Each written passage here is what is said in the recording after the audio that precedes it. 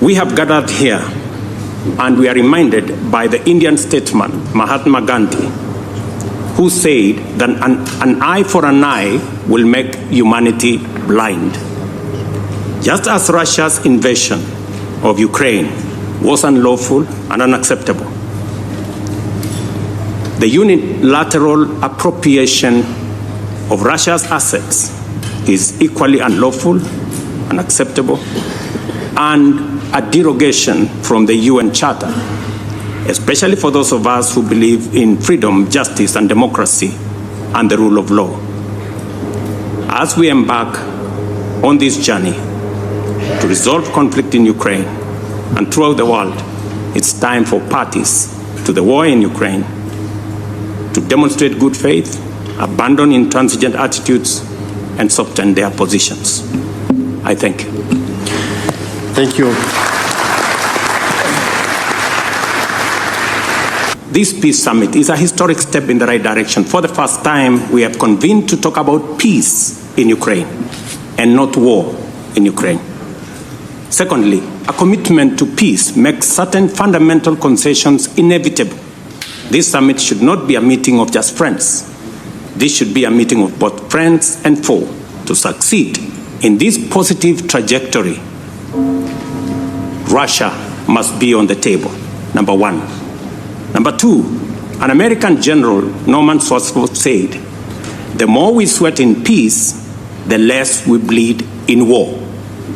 It is time for leaders of the world to talk about peace, negotiate peace, work hard to build peace, and configure a global strategic framework that integrates peace as the sole means and end of human endeavor.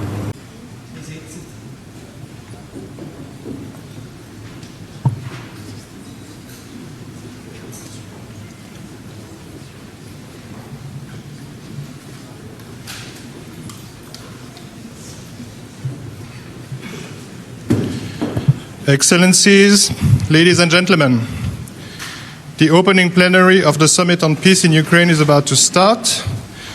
The first speaker will be Ms. Viola Amherd, President of the Swiss Confederation. The plenary will be chaired by Mr. Cassis, Head of the Federal Department of Foreign Affairs. Madam President, you have the floor. Excellencies, ladies and gentlemen, it is an honor for me to welcome you here to the Bürgenstock, high above Lake Lucerne. There is a long tradition of seeking ways out of war in peaceful places. The Bürgenstock is that kind of place. Though its beauty is in sharp contrast to the reason for this summit, the mountains serve as a reminder that it takes many steps to achieve ambitious goals. Our goal is to inspire a process towards a just and lasting peace in Ukraine. Of course, we are aware that there is a long path ahead of us. We are under no illusion that we will reach a conclusive understanding at this summit. But we can come closer to reaching such an understanding word by word, proposal by proposal, step by step. Excellencies, ladies and gentlemen, the past 28 months have made it clear that the war in Ukraine has far-reaching repercussions for international order, for those in the areas directly affected by the hostilities, and for the lives of millions of people around the world.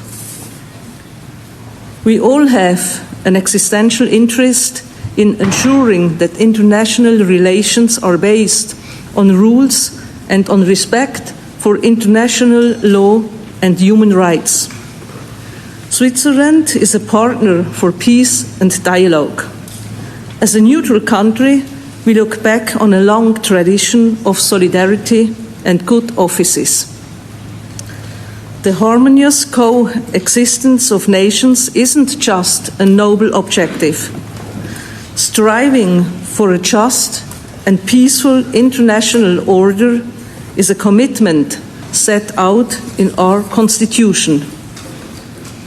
To fulfill this responsibility and honor our tradition, my government accepted President Zelensky's request to host this summit. Our aim is to launch a broadly supported process where voices from all corners of the globe can discuss their ideas and points of view. The fact that you have accepted our invitation and that your nations, as well as international organizations, have sent such high-level delegations proves that this approach was right. Although our objective is ambitious, it is in the interests of everyone here to commit to this ambition. Excellencies, ladies and gentlemen, we are all aware that a peace process without Russia is inconceivable. A lasting solution must involve both parties. As an international community, we can help to pave the way. That is why we are here. At the same time, we are aiming to achieve real progress on specific issues. With your support, we have defined 3 issues of global impact that we will discuss in our working groups. These are nuclear safety, food security, and the human dimension of the war. Our most important goals for this weekend are to inspire a process leading to a framework for a comprehensive, just, and lasting peace for Ukraine based on international law and the UN Charter. To develop a common understanding on how to take concrete steps towards such a framework. And we want to discuss how and under what conditions Russia can be included in this process.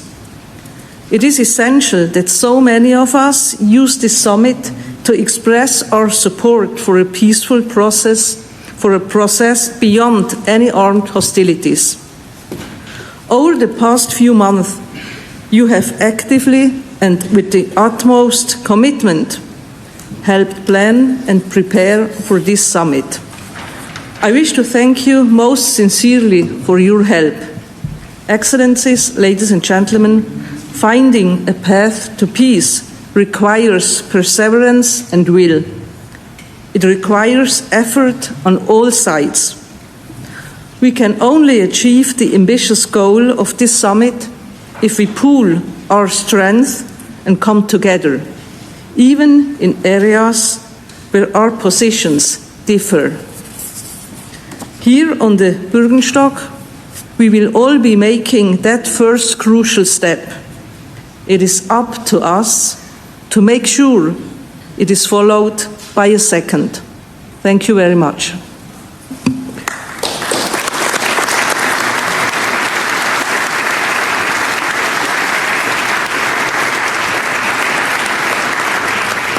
William Ruto, President of the Republic of Kenya.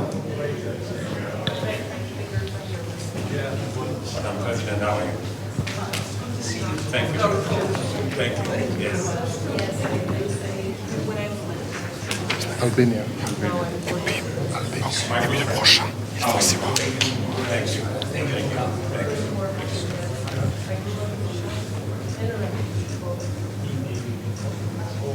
Thank you. See you shortly.